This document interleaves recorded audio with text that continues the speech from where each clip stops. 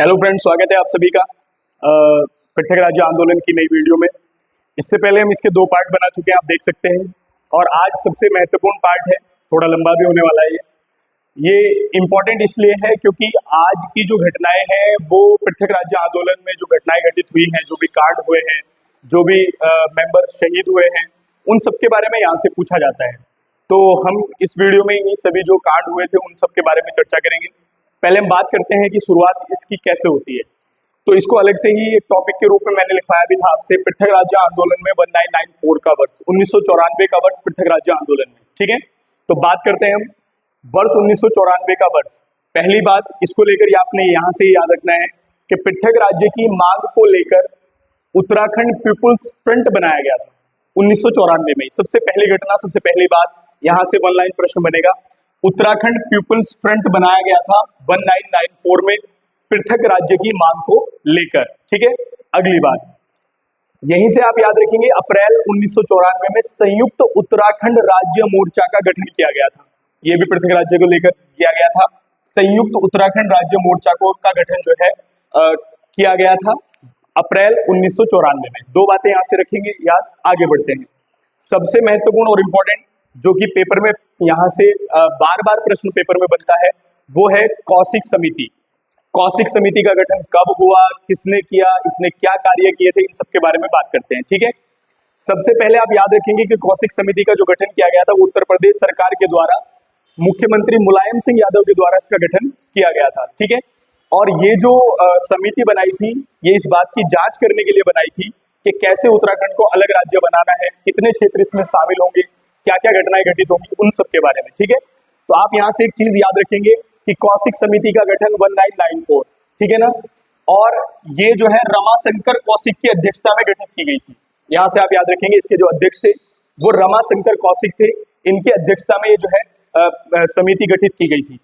इसने अप्रैल 1994 में अपनी रिपोर्ट प्रस्तुत की और उस रिपोर्ट में इसने कहा कि 8 पर्वतीय जिलों को काटकर जो है एक राज्य बनाना है, या 8 पर्वतीय जिलों को मिलाकर उत्तराखंड राज्य का गठन करना है। और ये बात इसने अपनी रिपोर्ट में कही और इसकी राजधानी जो है वो गैरसैंण को बनाने का प्रस्ताव रखा। इसकी राजधानी गैरसैंण को बनाने का प्रस्ताव रखा। गैरसैंण चमोली में पड़ता है। कई बार उत्तराखंड में इसको ग्रीष्मकालीन राजधानी या अस्थायी राजधानी के रूप में भी देखा जाता है। ठीक है, घोषणा की थी त्रिवेंद्र सिंह रावत ने 8 जून 2020 में। जो गैरसैंण है वो हमारी ग्रीष्मकालीन राजधानी होगी, चमोली में पड़ती है, दूधातोली पर्वत श्रेणी के अंतर्गत आती है। ठीक है, बात करते हैं राजधानी इसने गैरसैंण रखने का प्रस्ताव रखा। अब जब इसने अपनी रिपोर्ट प्रस्तुत की सरकार को तो सरकार ने इसकी रिपोर्ट को एक्सेप्ट किया था, यानी कि जो है स्वीकार कर लिया था, और जो है ये स्वीकार करके प्रस्ताव केंद्र के पास भेज दिया था। यहाँ से आप याद रखेंगे इतनी घटनाएं उत्तर प्रदेश सरकार के द्वारा हुई थी। इससे पहले जो समितियां बनी, जो संगठन बने, उनके बारे में बात कर चुके हैं 2 पार्ट्स में। अब यहाँ से बात करते हैं। तो होल्ड करना था इन चीजों को, यानी कि यहाँ पर जो है समय जो है इंतजार करना था कि केंद्र सरकार इस पर क्या निर्णय लेती है। लेकिन उससे पहले घटना घटित हो जाती है उत्तर प्रदेश के द्वारा, जिसको विरोध तो किसी और चीज का हो रहा था लेकिन वो बदल जाता है पृथक राज्य आंदोलन में। मैं आपको बता देता हूँ क्या था यहाँ पर। इससे पहले आप याद रखना कि जैसे कौशिक समिति बनाई थी तो उत्तराखंड अनिवार्य क्यों है, उत्तराखंड की अनिवार्यता को लेकर जो है एक समिति और बनी थी जिसका नाम था बड़तवाल समिति। यहाँ से आप याद रखेंगे, प्लीज इसको भी आप जो है इंपॉर्टेंट करके याद रख लेना। अगर कभी आ जाता है बड़तवाल समिति 1994, ये उत्तराखंड राज्य की अनिवार्यता यानी कि उत्तराखंड अनिवार्य क्यों है, इस पर जो है समिति बनी थी, जांच की गई थी उसके द्वारा। बस ये आप याद रखेंगे, यहाँ से ज्यादा कुछ नहीं है। आगे बढ़ते हैं। उत्तराखंड में जन आंदोलन की जो शुरुआत हुई है वो 2 अगस्त 1994 में हुई है। यहाँ से याद रखना, उत्तराखंड में जन आंदोलन की शुरुआत 2 अगस्त 1994 में हुई है। और कारण जो जन आंदोलन का था वो क्या था, मैं आपको बता देता हूँ। बात आती है आरक्षण की नई व्यवस्था की। आरक्षण की नई व्यवस्था, ठीक है, आरक्षण की नई व्यवस्था क्या थी कि उत्तर प्रदेश सरकार के जो मुख्यमंत्री थे उस समय मुलायम सिंह यादव जी, उन्होंने क्या किया था कि ओबीसी जो है, ओबीसी जो वर्ग है उसको 27% आरक्षण की देने की बात कर दी गई थी, और जो एससी था उसको जो है 21% आरक्षण की बात की थी। ये व्यवस्था नई आरक्षण की व्यवस्था को लेकर आई थी उत्तर प्रदेश सरकार, जिसमें ओबीसी को 27% और एससी को 21% आरक्षण देने की बात कही गई थी, जिसका विरोध जो है उत्तराखंड में शुरू हुआ सर्वप्रथम 2 अगस्त 1994, जिसको उत्तराखंड में अगस्त क्रांति के रूप में भी जाना जाता है। और इसमें सबसे मुख्य व्यक्ति थे इंद्रमणि बड़ोनी, पान सिंह रावत, रतमणि भट्ट और वासवानंद, डॉक्टर वासवानंद। ठीक है, यहां से आप याद रखेंगे इंद्रमणि बडोनी सबसे महत्वपूर्ण है। अब ये क्या था, जन आंदोलन, इन्होंने जो है इसके विरोध में आमरण अनशन पौड़ी में शुरू किया और जो है जो इनको वहां से बलपूर्वक उठाया गया, तो इसी घटना को जो है अगस्त क्रांति कहा गया। और इसमें एक व्यक्ति शहीद भी हुए थे जिनका नाम था जीत बहादुर गुरन, वो यही इसी अगस्त क्रांति में जो है शहीद हुए थे। अभी जितनी भी घटनाएं हमें देखने को मिलेगी उनमें हमारे लोग मारे जाएंगे, तो कई बार वो यहाँ से पूछ लेता है कि किस घटना से संबंधित है शहीद आंदोलनकारी। ठीक है ना, तो आप यहाँ से याद रखेंगे बलपूर्वक उठाया गया। इसी कारण से जब पहली बार आमरण अनशन शुरू किया गया इंद्रमणि बडोनी के द्वारा, इनको उत्तराखंड के गांधी के रूप में भी जाना जाता है, ये भी प्रश्न पेपर में बनता है। ठीक है, तो क्या था उत्तराखंड में जन आंदोलन का कारण, एससी ओबीसी को जो नए आरक्षण की व्यवस्था दी गई थी उसका विरोध हो रहा था। ठीक है, अब आप यहाँ से याद रखेंगे कि ये जन आंदोलन आरक्षण की नई नीति के विरोध में था, लेकिन ये पलट गया पृथक राज्य आंदोलन को लेकर। ठीक है, और इसके बाद जो है हमारे यहाँ कुछ घटनाएं घटित हुई है, उन घटनाओं को हम देखते हैं और ये सबसे महत्वपूर्ण है।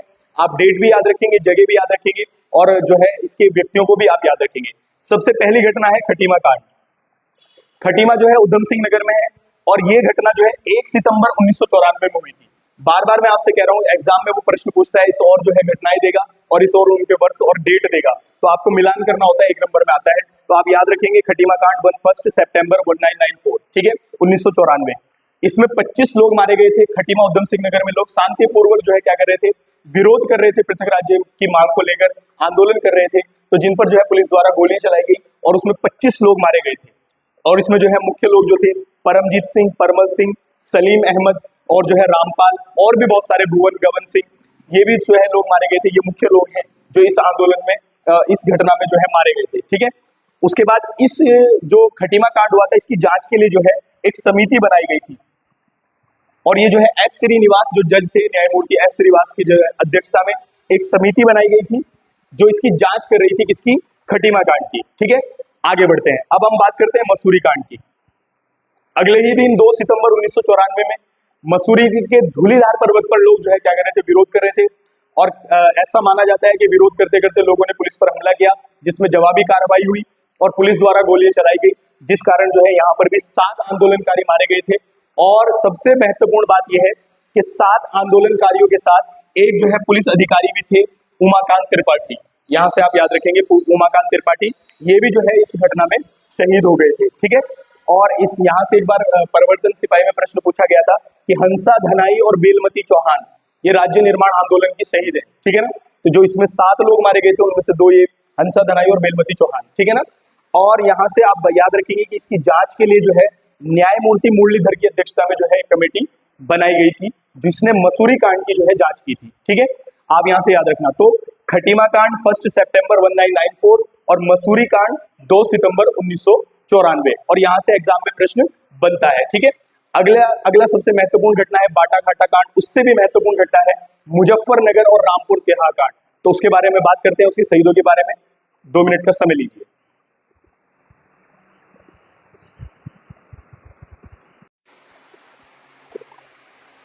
तो इसी क्रम में हम अगले घटना की बात करते हैं, जो कि मसूरी कांड के बाद जो घटना हुई थी वो है बाटा घाटा कांड। ठीक है, बाटा घाटा कांड भी जो है मसूरी में ही हुआ था 15 सितंबर 1994 में वुडस्टॉक स्कूल के पास। ठीक है, यहाँ पर भी जो है पुलिस और आंदोलनकारियों की झड़प हुई, जिस कारण जो है काफी जो है इसमें लोगों को मारा गया।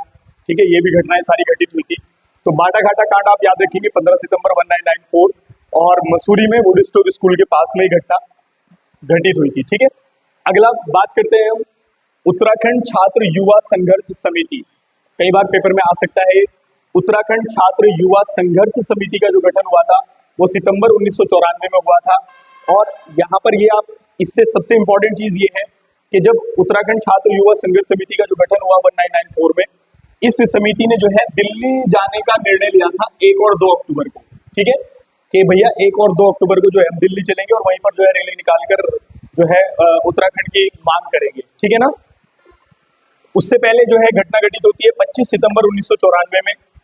25 सितंबर 1994 में लालटेन के साथ उत्तराखंड में जागरण दिवस के रूप में जुलूस निकाला गया। ठीक है, ये भी पृथक राज्य की, जो पृथक राज्य था उसकी मांग को लेकर जो है ये घटना घटित हुई थी। ठीक है, तो लालटेन जुलूस कब निकाला गया, 25 सितंबर 1994। ठीक है, अगला सबसे महत्वपूर्ण और इम्पोर्टेंट चीज जो एग्जाम में बार बार आती है वो है मुजफ्फरनगर या रामपुर तिराहा कांड।